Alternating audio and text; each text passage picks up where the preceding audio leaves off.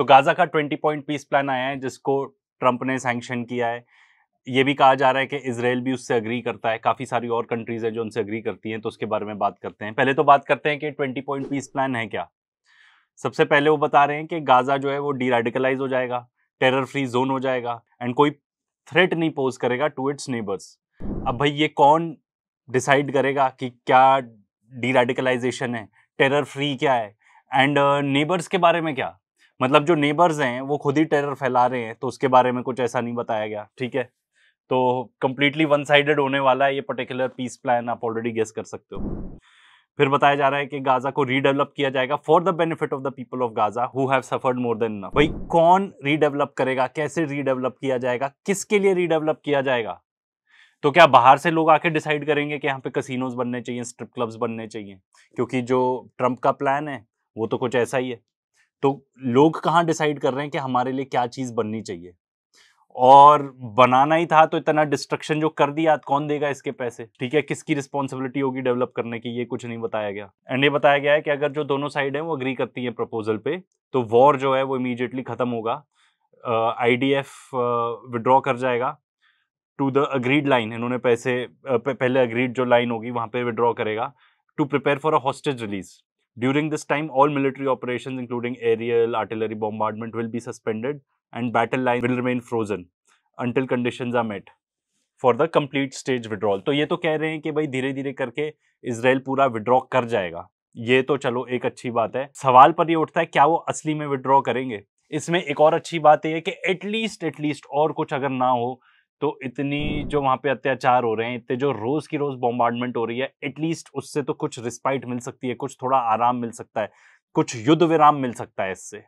ये पर्टिकुलर चीज इससे सामने आ रही है। ये बताया जा रहा है कि with in 72 hours of Israel publicly accepting this agreement all hostages alive and disease will be return. तो कह रहे हैं आप हॉस्टेजेस रिलीज करो, क्योंकि उनको अगर कोई पेज है जो कसा जा सकता है उनके ऊपर, तो वो यही है कि हॉस्टेजेस है उनके।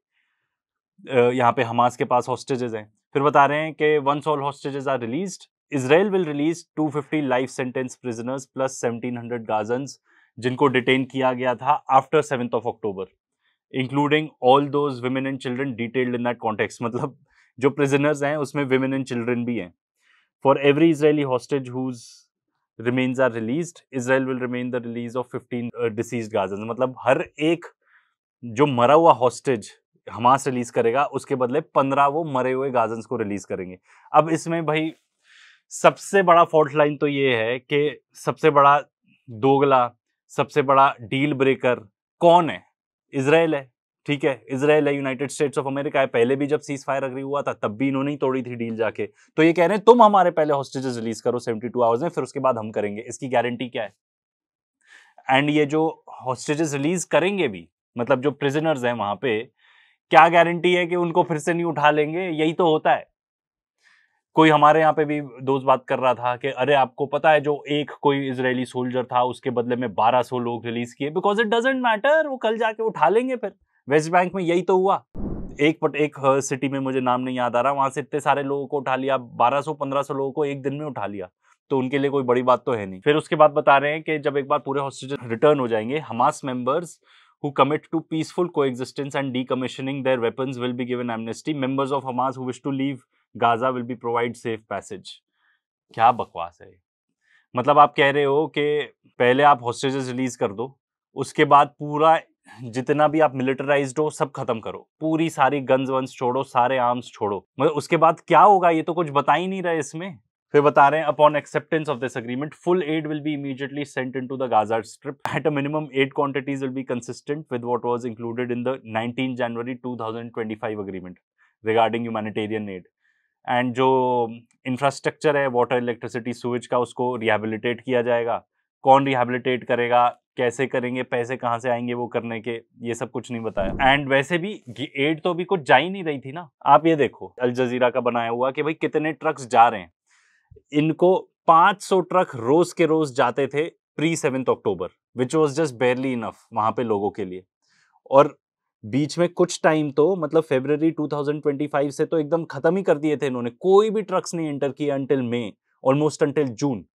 एंड अभी भी जो जा रहे हैं, मतलब ये अनवेरिफाइबल है कि कितने जा रहे हैं। मतलब अगर जुलाई 27 ऑनवर्ड्स देखें तो 84 ट्रक्स पर डे जा रहे हैं, जो होते थे 500। मतलब जितना रिक्वायर्ड है उसका ऑलमोस्ट 1/6 जा रहा है आज के डेट में। ठीक है, इसके बाद बताया जा रहा है ये तो सबसे मजाक वाली बात है कि गाजा को गवर्न कौन करेगा। एक ट्रांजिशनल गवर्नेंस बनाई जाएगी जिसमें टेक्नोक्रेटिक ए पॉलिटिकल पैलेस्टीनियन लोग होंगे, उनकी कमेटी बनाई जाएगी जो day to day public services वगैरह प्रोवाइड करने की उनकी जिम्मेदारी होगी। The committee will be made of qualified Palestinians and international experts. And इनको हेड कौन करेगा, चेयर कौन करेगा? Donald J Trump. एंड जो बाकी मेंबर और कौन है? Tony Blair. ये तो दोनों ही जेनोसाइडल है। एक है president of United States of America, वो हेड करेगा इसको, बेसिकली वो चलाएगा, उसकी वो जो बोलेगा बेसिकली वो फाइनल वर्ड है। ठीक है, बाकी जो नीचे होंगे वो सिर्फ चौहे हैं, उनका कोई काम नहीं होगा। तो वो जो आदमी बॉम्ब प्रोवाइड कर रहा है, सारे आर्म्स प्रोवाइड कर रहा है जेनोसाइड करने के लिए, टोनी ब्लेयर वो इंसान है जो इराक को जब इन्वेड किया था यूनाइटेड स्टेट्स ऑफ अमेरिका ने, तब अमेरिका का पूरा साथ दिया था इस इंसान ने। ऐसे लोग चलाएंगे गाजा के अंदर क्या हो रहा है? मतलब ये क्या है? पैलेस्टीनियन लोग क्यों नहीं इलेक्ट कर सकते कि हाँ वहां पे इलेक्शन करवा दो कि भाई कौन वो चाहते हैं कि कौन बने उनका लीडर, जैसे होता है कहीं भी किसी भी देश में जो डेमोक्रेसी होती है ऐसा ही होता है। वो सब कुछ नहीं, हम चलाएंगे, हम बताएंगे क्या हो रहा है। एंड आपको पता है ऑफ कोर्स ट्रम्प किसकी सुनता है? नेतन्याहू की सुनता है। मतलब ब्लैकमेल ही कर रखा है नेतन्याहू ने उसे। तो ऑटोनॉमी कुछ नहीं है पैलेस्टीनियन लोगों के लिए। जिस चीज के लिए ये पूरी जंग हुई या जिसको इंटर्न जेनोसाइड में कर दिया गया, अक्टूबर 7 क्यों किया गया था? ताकि दुनिया की अटेंशन लाई जाए इस पर्टिकुलर पॉइंट ऑफ व्यू पे कि भाई हम तो एक कॉलोनाइज स्टेट है, हमारे कोई राइट्स ही नहीं है जो किसी भी एक ऑर्डिनरी ह्यूमन बीइंग के होने चाहिए। अभी भी वो सब चीजें नहीं रिजॉल्व कर रहे। अभी भी फॉरेनर्स, बाहर के लोग डिसाइड करेंगे कि अंदर क्या होगा। तो फिर बात वो आ गई, पहले तो कह रहे थे गाजा के लोगों के लिए डेवलपमेंट होगी। अब पॉइंट नंबर 10 क्या बताता है? पॉइंट नंबर 10 कह रहा है Trump economic development plan to rebuild and energize Gaza. हमें पता है कि उसका क्या प्लान है। वो एआई मूवी बना के खुद अपना शेयर कर चुका है। तो क्या वो गाजा के लोगों के लिए है? इसका मतलब गाजा के लोगों को तो आप वहां पे स्लेव्स ही बना के रखना चाहते हो। तो फिर पॉइंट क्या था इस सब का? Thriving freedom and miracle cities in the middle east. अच्छे अच्छे शब्द लिख दो, बस यही है। स्पेशल इकोनॉमिक जोन क्रिएट किया जाएगा जहां पे प्रेफर्ड टैरिफ एक्सेस रेट्स बताए जाए। बकवास। ये भी तो बताओ कि जो off the coast of Gaza जो नेचुरल गैस है उसको कौन कंट्रोल करेगा? उसको आप लोग एक्सट्रैक्ट करके बेचोगे और यहाँ पे इन लोगों को गुलाम बना के रखोगे। यही प्लान है आपका। No one will be force to leave Gaza. कोई भी फोर्स नहीं किया जाएगा किसी को कि आप गाजा से बाहर निकलो। जो जाना चाहते हैं वो जाएं and they will be free to return. यही इजराइल ने कहा था एंड यूनाइटेड नेशंस ने इजराइल को रिकॉग्नाइज ही इस पर्टिकुलर कंडीशन के वजह से किया था कि लोग जो जा रहे हैं refugees, they will be allowed to come back. And वही सेम झूठ यहाँ पे परोसा जा रहा है। And we will encourage people to stay and offer them opportunity to build a better Gaza. Build a better Gaza, वो ट्रम्प वाला गाजा, इनको नौकर बना के रखो, स्लेव्स बना के रखो। Hamas and other factions agree to not have any role in the governance of Gaza. तो हमास का कोई भी पार्ट नहीं रहेगा डायरेक्टली इनडायरेक्टली किसी भी उसमें। जितना भी मिलिट्री टेरर ऑफेंसिव इंफ्रास्ट्रक्चर है, टनल्स वगैरह सब कुछ है, वो सबको खत्म कर दिया जाएगा एंड रीबिल्ड नहीं किया जाएगा। एंड एक प्रोसेस होगा डीमिलिटराइजेशन का of Gaza under the supervision of independent monitors. वही सेम बकवास लिखी हुई है यहाँ पे। फिर बताया जा रहा है new Gaza will be fully committed to building a prosperous economy and to peaceful coexistence with their neighbours. इसका मतलब ये है कि वो टोटल सरेंडर चाहते हैं। आपके पास जितने भी हथियार हैं, जो भी आपने बिल्ड किया हुआ है अपने अपने आप को डिफेंड करने के लिए, नेटवर्क जो बेसिकली टनल्स हैं जिसमें घुस के, जिसको अभी भी ये ध्यान रखने वाली जरूरी बात है कि अभी भी हमास को नहीं हरा पाए हैं, इसलिए इस सब टाइप के तौर तरीके उनको अपनाने पड़ रहे हैं। तो अब वो कह रहे हैं कि भाई आप तो सरेंडर करो। तो क्या हमास सरेंडर करेगा? अगर ये चीज एक्सेप्ट करता है तो दैट बेसिकली मींस सरेंडर। इस पूरे पीस पॉइंट का प्लान मतलब ये यही है। फिर बता रहे हैं कि guarantee will be provided by regional partners to insure that Hamas and the factions comply with their obligations and that new Gaza poses no threat to its neighbour or its people. मतलब guarantee Hamas के लिए ले गए Egypt और सारे regional जितने भी countries हैं। इजराइल की गारंटी कोई लेने वाला कोई नहीं है कि अगर मान लो ये चीजें अग्री हो भी जाती है तो बॉम्बार्डमेंट नहीं करेंगे, लोगों को नहीं मारेंगे और लोगों को अरेस्ट नहीं करेंगे। इस चीज की कोई भी गारंटी नहीं है। कोई इजराइल की गारंटी कोई नहीं ले रहा, हमास की गारंटी लेनी जरूरी है। फिर बताया जा रहा है कि United States of America will work with Arab and international partners to develop ICF, international stabilization force, to immediately deploy in Gaza. तो भाई अमेरिका अगर डिप्लॉय करेगा ये सारी फोर्सेस, तो अमेरिका ही तो हथियार दे रहा है गाजा को खत्म करने के लिए, तो आगे जाके यही सेम अत्याचार जो वहां पे लोग हैं उन पे होंगे कि नहीं, इसकी कोई गारंटी नहीं है। फिर ये बताया जा रहा है कि जो ISF है ये this will work with Israel and Egypt to help secure borders along with the newly trained Palestinian police forces। देखो, अगर थियोरेटिकली सब कुछ सही होता एंड अगर आप लोगों को उनकी ऑटोनॉमी दे रहे होते कि ठीक है आप अपने आप को जैसे गवर्न करना चाहते हो अपने लोगों के हिसाब से करो, तो फिर कहीं ना कहीं this thing would have made sense. But because आपको उनको गुलाम बना के ही रखना है, इसीलिए पैलेस्टीनियन पुलिस फोर्सेज मतलब आप ही की पुलिस फोर्सेज हो गई ना। फिर ये बताया जा रहा है कि बहुत क्रिटिकल है कि कोई भी म्यूनिशंस मतलब कोई भी टाइप के वेपन्स वगैरह गाजा ना एंटर करें to facilitate rapid and secure flow of goods and rebuild revitalize Gaza. सिर्फ अंग्रेजी लिखी है, ठीक है। ये वाला पॉइंट इंपॉर्टेंट है कि इजराइल विल नॉट ऑक्यूपाई और annex Gaza as the ICF establishes control and stability. The IDF will withdraw based on standards, milestones and timeframes linked to demilitarization and will be agreed upon between IDF, ICF, guarantors जो है इसके United States, with the objective of a secure Gaza that no longer poses a threat to Israel, Egypt or its citizens। तो यही बताया जा रहा है कि ये टेररिस्ट है, हम तो अच्छे लोग हैं, ठीक है। तो वन साइडेड पर्टिकुलर प्लान है ये। सबसे इंपॉर्टेंट बात अब ये कि IDF will progressively hand over Gaza territory it occupies to the ICF according to the agreement they will make with the transitional authority until they are withdrawn completely from Gaza, save for a security perimeter which will remain until Gaza is properly secure from any resurgent terror threat। तो Gaza को जिस तरीके से बिसीज किया गया है उसके आसपास ये कंट्रोल करते हैं क्या जाएगा क्या नहीं जाएगा, वो अभी भी एग्जिस्ट करेगा। तो फिर फायदा क्या हुआ, आपने जाके पूरा तहस नहस कर दिया, जो इतने सालों से बना था वो पूरा तहस नहस कर दिया, एंड अब आप फिर से उनको कंट्रोल करने पे आ जाओगे। 17 पॉइंट भी ये कहता है कि भाई अगर हमास डीले भी करता है तो IDF अपना काम करके वहां पे जेनोसाइड करके फिर ISF को हैंड ओवर कर देगा, ऐसी बात की जा रही है। Point number 18, an interfaith dialogue process will be established based on the values of tolerances and peaceful coexistence to try and change mindsets and narratives of Palestinians and Israelis by emphasizing the benefit that can be derived from peace। Jargon अंग्रेजी लिखी है, ठीक है।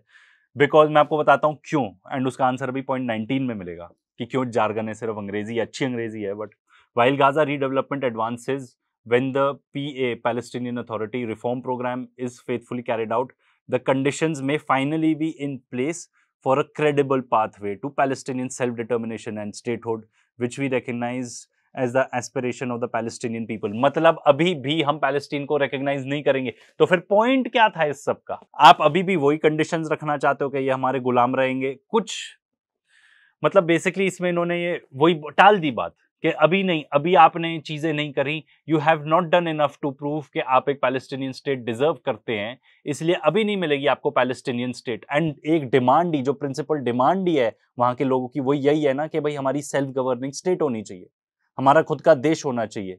And जो solution भी है इस सबका वो यही है, two state solution, two states living side by side. वो जो मेन पार्ट है वो तो इन्होंने टोटली ठुकरा ही दिया। एंड ये तो अंग्रेजी में फिर भी ऐसा लिख दिया, नेतन्याहू ने तो खुद ओपनली आके बोला ना कि नहीं, Palestinian state can not exist. New York times भी ये रिपोर्ट कर रहा है, एंड जब उसने अपना यूएन में स्पीच दी थी उसने यही बोला था कि भाई पैलेस्टीनियन स्टेट एग्जिस्ट नहीं कर सकती। तो अगर पैलेस्टीनियन स्टेट एग्जिस्ट नहीं कर सकती तो ये कोई भी पीस प्लान वर्क ही नहीं कर सकता। तो भाई अगर इसको समराइज करें तो पैलेस्टीनियन लोगों के लिए ज्यादा कुछ तो है नहीं, एंड ये कोई सीज फायर या पीस प्लान नहीं है, ये बेसिकली एक सरेंडर है जो हमास को दिया गया है। अभी हमास इसको स्टडी कर रहा है। एक चीज बताने की जरूरत है कि जॉइंट स्टेटमेंट में जो फॉरेन मिनिस्टर्स हैं of UAE, Saudi Arabia, Qatar, Egypt, Jordan, Turkey, Indonesia and Pakistan, उन्होंने कहा है that they welcome Trump's leadership and his sincere efforts to end the war in Gaza। तो they are sort of saying that they agree with this। भले ही अपने लोगों को वो जो भी बोलते रहे कि हम पैलेस्टीनियन कॉज के लिए ये कर देंगे वो कर देंगे, असलियत तो यही है। पैलेस्टीनियन अथॉरिटी तक इस चीज से अग्री कर चुका है, तो आप मान सकते जो पैलेस्टीनियन अथॉरिटी है वो भी 100% करप्ट ही है, उसने भी वही करना है जो इजराइल चाहता है। यूनाइटेड स्टेट्स ऑफ अमेरिका ने भी वही करना है जो इजराइल चाहता है। यहाँ तक कि हमारे प्राइम मिनिस्टर मोदी ने भी ट्वीट करके, एक्स पे पोस्ट करके ये बताया है that he also agrees with this particular plan. And of course जो यूरोपियन कंट्रीज है such as UK, France, Italy, they have also agreed. अब देखो, चलो कुछ थोड़ी आपको बता तो दिया ही कि ये तो एक सरेंडर प्लान है। कुछ अच्छी बात ये है कि अगर मान लो ये एग्जीक्यूट होता है तो इससे कुछ रिस्पाइट मिलेगी, थोड़ी शांति मिलेगी कुछ टाइम के लिए, वहां पे जो लोगों पर बीत रही है उससे थोड़ा सा पॉज मिलेगा। एंड यही एग्जैक्ट सेम चीज हुई थी जो पिछले सीज फायर के दौरान हुआ था, जब इसराइल ने तोड़ा था सीज फायर। अब देखो, ये जो एक्सट्रीम राइट विंगर्स हैं अपने यहाँ पे इसराइल में, they will never agree with this. तो उनको भी यही बताया जा रहा होगा, अभी शांत कर लो, अभी बहुत ज्यादा प्रेशर बढ़ चुका है इंटरनेशनल कम्युनिटी का, अभी थोड़ी शांति रखो, क्या फर्क पड़ता है, हम जाके हमेशा जैसे पीस प्लान को तोड़ देते हैं, इसको भी जाके तोड़ देंगे, होने तो यही वाला है। या हो सकता है हमास सोचे कि यार थोड़ी रिस्पाइट ले लो, थोड़ी सी ना अपना बिल्डअप कर लो, लोगों को भी थोड़ी शांति रहने दो, फिर उसके बाद फिर से जंग चालू होने वाली है। एंड हमास को ऑफ कोर्स धमकी दे दी गई है ऑलरेडी गन पॉइंट पे कि अगर इसको एक्सेप्ट नहीं करोगे तो जो आने वाला होगा और भी बुरा होगा। एंड मुझे तो ये लगता है कि Israel and United States of America ने ऐसा सरेंडर का प्लान बनाया है कि अगर मान लेते हैं तो वेल एंड गुड, क्योंकि हमास को तो हम वैसे भी नहीं हरा पा रहे थे, पर अगर नहीं मानते हैं तो फिर हम कह सकते हैं कि भाई हमने तो पूरी कोशिश कर ली, इंटरनेशनल कम्युनिटी को बता सकते हैं हमने तो पूरी कोशिश कर ली, उन्हीं लोगों ने पीस प्रोसेस को ठुकरा दिया, हम क्या करें, हम तो अपना जेनोसाइड करते रहेंगे।